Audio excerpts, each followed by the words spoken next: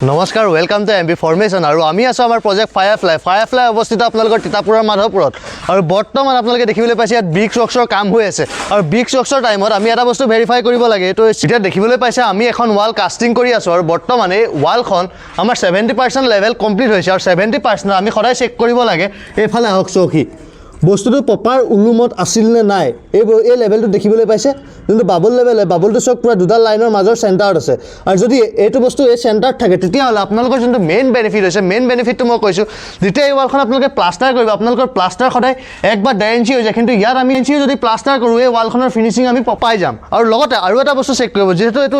উইণ্ডৰ চিলটো আমাৰ proper level আছে নে সেইটো আমি চেক কৰিব লাগে দেখিবলৈ পাইছে আমাৰ যোনটো বাবল লেভেল আছে